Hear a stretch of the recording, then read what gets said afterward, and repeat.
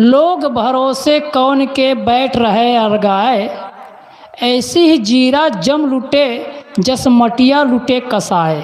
कबीर साहब कहते हैं, हे लोगों, तुम किसके भरोसे बैठे हो? लोग क्या कहेंगे ये सोचो ही मत।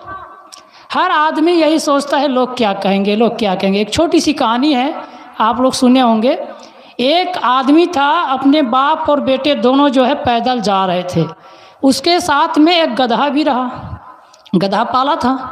कबीर साहब ने कहा, एक अचंभा हमने देखा, गधा के दो सींग और गधे के सींग में रस्सी बांध के खींचे अर्जुन भीम। एक अचंभा हमने देखा, कुएं में लग गई आग और कीचड़ कांधो कोयला होएगा, मछली खेले फाग। उलटवासी की अर्थ था, अकेले में मज़ा आता है, 2 घंटा चलता है। अब इसमें नहीं कैसा, इसमें ये अर्थ बताने का समय नहीं है। आप सब लोग समझते भी हैं, समझदार हैं, पढ़े लिखे हैं। फिर भी मैं ये कहना चाह रहा हूँ कि लोग क्या कहते हैं ये मत सोचिए। कई लोग मंदिर में इसलिए जाते हैं कि लोग क्या कहेंगे, नहीं जाएंगे तो। कई लोग सत्संग में भी इसलिए जाते हैं कि नहीं जाएंगे तो लोग क्या कहेंगे। कई लोग सत्संग में इसलिए भी नहीं जाते हैं कि हम तो खाते पीते घर के हैं, सत्संग में जाएंगे तो लोग क्या कहेंगे। खाने पीने वाले भी सत्संग में जाता है, इसलिए नहीं जाएंगे। लेकिन कबीर साहब कहते हैं, लोग के भरोसे मत बैठो। जैसे एक आदमी एक गधा को लेकर जा रहा था, बाप बेटे। एक आदमी ने कहा, यार कैसे आदमी है, देखो बाप बेटे जा रहा है और गधा को पैदल ले जा रहा है, लेकिन सामान को अपने सिर में रखा हुआ है। एक आदमी ने कहा, सामान को अपने सिर में रखा हुआ है। तो पिताजी ने कहा, बेटा ऐसे करो, सामान को गधे में डाल दो। गधे में डाल दिया और गधे को भी पैदल ले जा रहा है, दोनों पैदल चल रहे हैं और सामान गधे ऊपर रखा हुआ है। सामान हिल रहा है, डुल रहा है, गिरने वाला है। फिर एक आदमी ने कहा, कैसा आदमी है यार, ये सामान को वहाँ डाल दिए, दोनों पैदल जा रहे हैं, गधे पर बैठ के धर के चलना चाहिए। तो उसने फिर क्या किया, दोनों मिल करके एक सामान को रख दिया गधे के ऊपर और अपने पिताजी को कहा, पिताजी आप बैठ जाओ। पिताजी बैठ गए और बेटा सामने पैदल जा रहे हैं।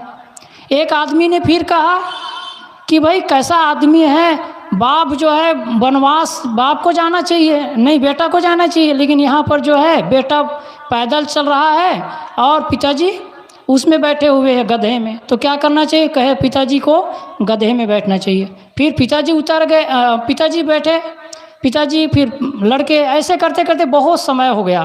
कुछ लोगों ने फिर कहा, कैसे समझदार लोग हैं कि जो है ये लोग गधे में ले जा रहे हैं, सामान ढो रहे हैं और दोनों के दोनों बैठे हुए हैं, ये तो बहुत गलत बात है। तो दोनों उतर गए गधे से।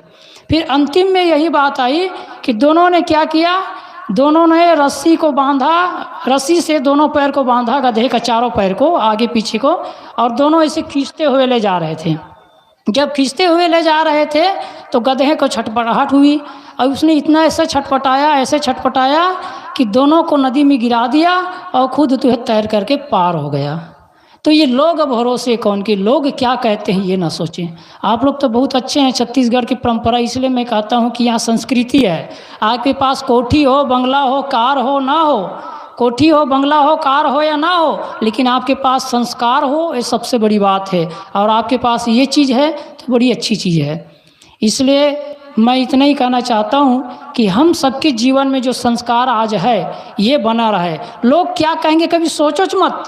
मैं नाम नहीं लूँगा, नाम लूँगा तो अच्छा नहीं होगा। कुछ लोगों को कैसे विचार है, इतना निर्मल दिल के हैं, यही मेडिकल वाले हैं, वो खड़े हुए भी है। वो लोग कभी भी कोई भी साधु जाए उनके घर, वो कभी सोचते ही नहीं कि हमारे यहाँ क्यों आए।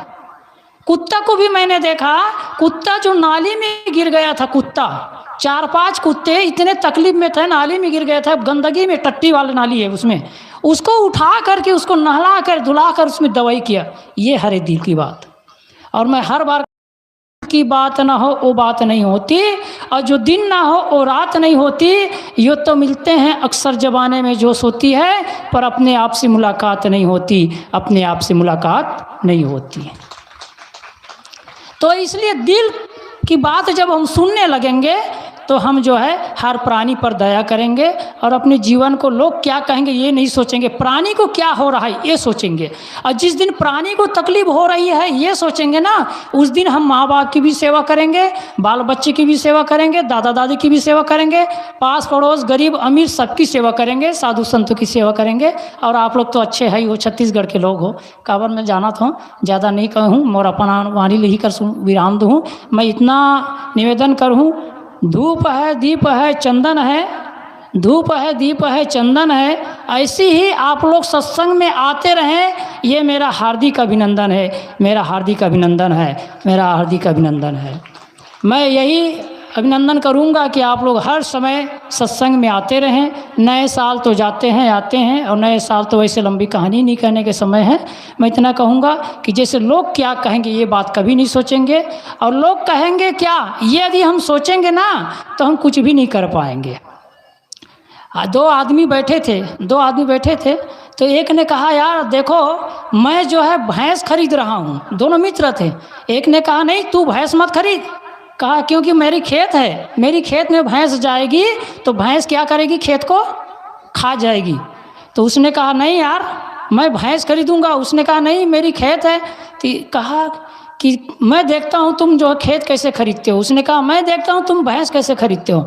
दोनों में इतना विवाद हुई तो दोनों ने कहा देखो ये रहा मैंने खेत खरीद लिया। दूसरे ने कहा ये रही मेरी भैंस।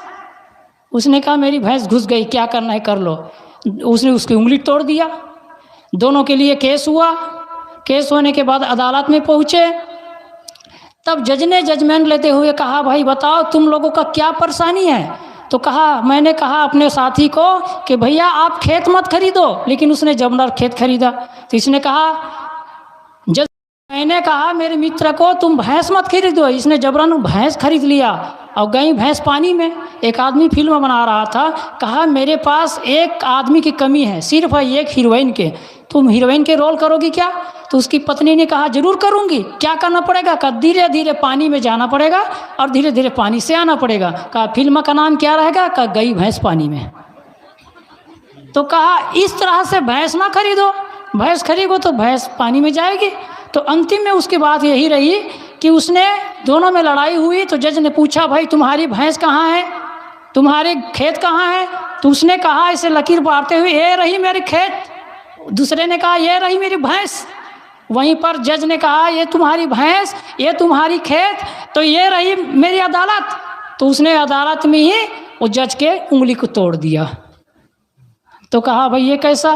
तो कहा आपने जबरन क्यों, मेरी भैंस तो ऑलरेडी घुसी हुई है खेत में, अब आपने अपनी उंगली रूपी भैंस को फिर घुसा दिया तो मैं क्या करूँगा। तो सब खा जाएगी ना मेरी गाय भैंस, आपकी भैंस मेरी भैंस, दोनों भैंस मिलकर खा जाएगी तो मेरे खेत में बचेगा क्या। इसलिए मैंने उंगली तोड़ दिया।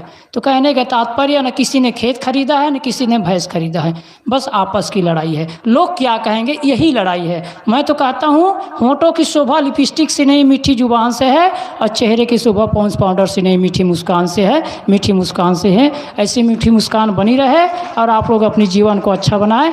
मेरा समय कर रहा है इनकार, क्योंकि बड़े बड़े संत गुरुजन बैठे हैं, इसलिए आप सबको करता हूँ नमस्कार।